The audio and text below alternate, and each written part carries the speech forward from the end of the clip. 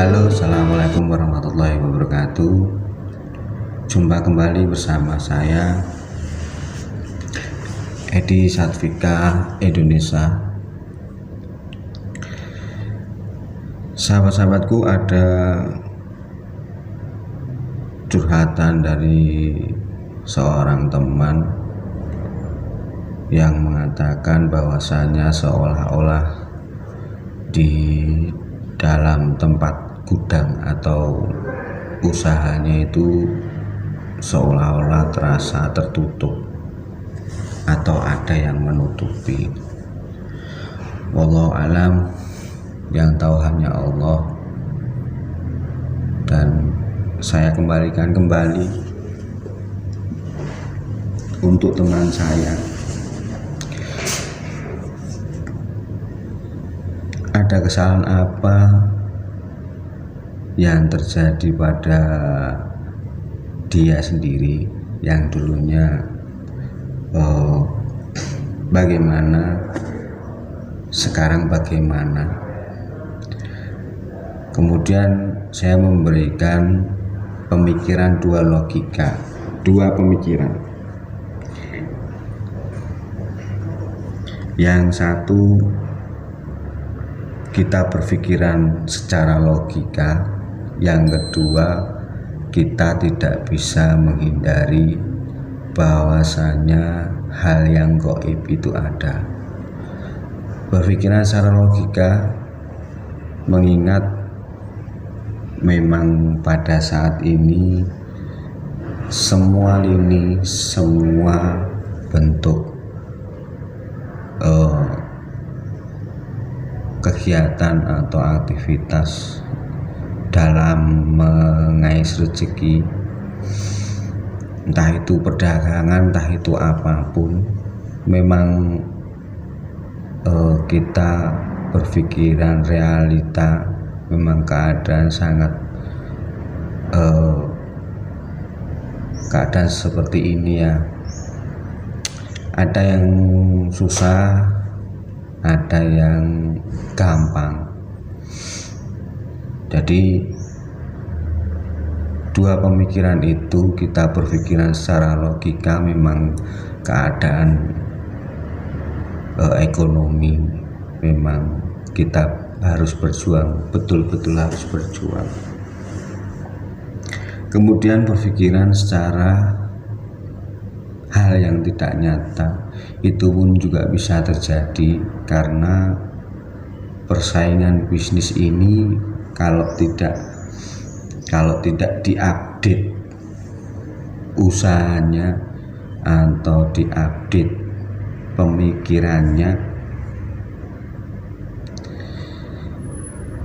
itu persaingan bisa melalui hal atau jalur yang tidak dikehendaki Allah.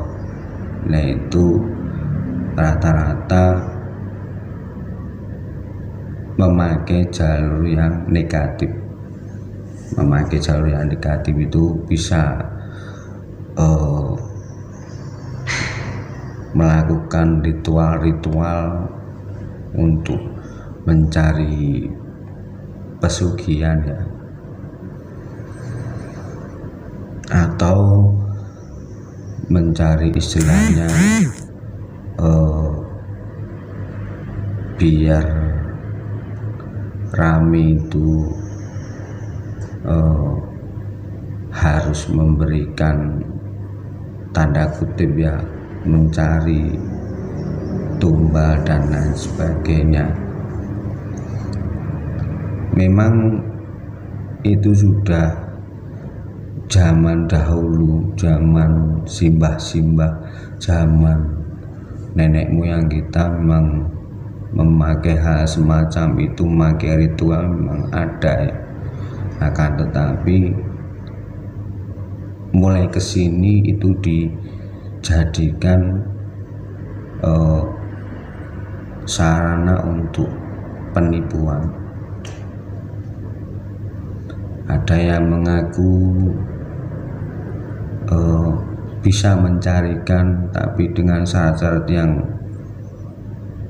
sangat luar biasa yang mungkin di luar nalar kita tidak mungkin ya, tapi bagi yang berpikiran sempit, yang penting usahanya maju, itu ya tetap dilakukan. Kemudian hal-hal yang gaib itu bisa jadi memang betul ya, memang betul. Biasanya persaingan satu dengan yang lain itu misalkan yang A itu rame, kemudian yang B sepi, akhirnya pengusaha yang B ini atau yang seseorang yang mempunyai usaha yang B ini atau entah apalah, sama-sama berjalan dengan bentuk yang sama. Itu yang B ini kemudian mencari syarat itu biasanya usaha yang tadinya rame terus sepi itu biasanya disebari dengan tanah kuburan atau yang berbau negatif lah. Itu biasanya seperti itu. Kebanyakan yang sering ditemui seperti itu. Wallahu alam. Tapi dua pemikiran ini harus betul-betul kita renungkan dalam kondisi kita berpikiran jernih. Jadi jangan sampai kita berpikiran yang betul-betul sempit, jadi akhirnya kita larinya tidak meminta sama Tuhan, tidak meminta sama Allah Subhanahu wa Ta'ala, dan tidak berdoa. Akhirnya ikhtiarnya yang bekerja membuka usaha ini diinstankan, jadi tidak melalui proses. Itu biasanya seperti itu. Wallahu a'lam. Itu tergantung masing-masing orang. Yang penting sebetulnya semua ini sudah digariskan sama Allah Subhanahu wa Ta'ala. Jodoh mati rezeki itu sudah ada yang menentukan. Tinggal kita usaha, tinggal kita ikhtiar, tinggal kita meminta sama Allah Subhanahu wa Ta'ala itu bagaimana. Itu aja ya. Ya, saya memberikan pengertian kepada teman tersebut ya.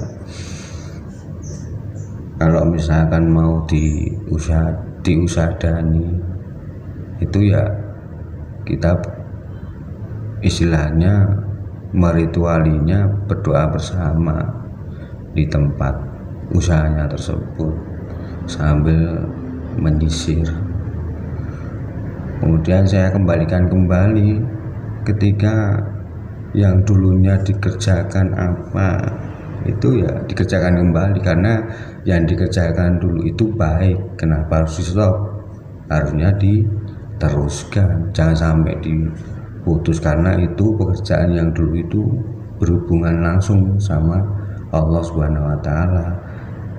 Jadi pekerjaan itu bisa membuka rezeki dia jadi rame.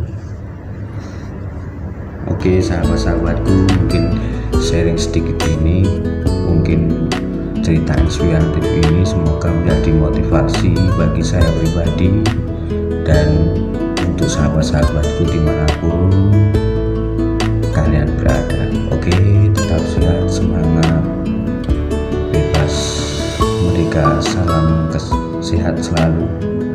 Assalamualaikum warahmatullahi wabarakatuh. Baik to our Africa. See you next video.